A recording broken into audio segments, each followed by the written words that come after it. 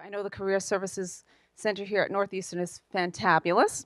So many of you are taught about the elevator pitch, right? To have that 30 seconds. If you're ever stuck in the elevator for 30 seconds, I don't know about you, but if I'm stuck in the elevator for 30 seconds, I am not going to be thinking about the elevator pitch. But that's just me. So, but the idea is that if you were on this elevator with, this major bigwig from whatever organization and had an opportunity to say something, this is what you would say in order to capture the person's attention and to hopefully achieve some level of success in moving your initiative idea forward, right? And so many sales schools and lots of people utilize the elevator pitch, and I think it's fantastic.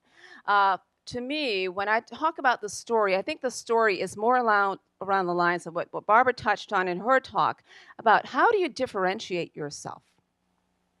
What makes you uniquely different? Why should I care, right? When I walk away from you, what is it that's going to stay with me about you that's compelling? And that, to me, is the difference. So when I shared with you my personal story around whether it's GE or Barbados or whatever, those are things that are unique to me.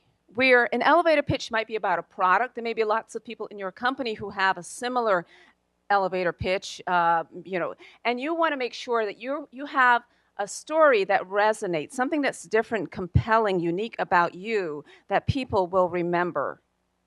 And when you network, that's what you're also listening for. When you're networking, you're also paying attention to what people are saying, looking for those points of connection. Someone said it earlier. What is it that you have in common? What is it that resonates with you? And what is it that you want for the person who's listening to you to resonate with them? And why is that important?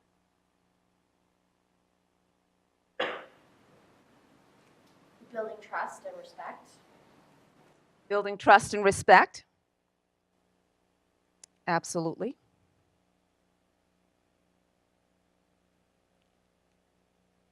Fundamental to how people connect.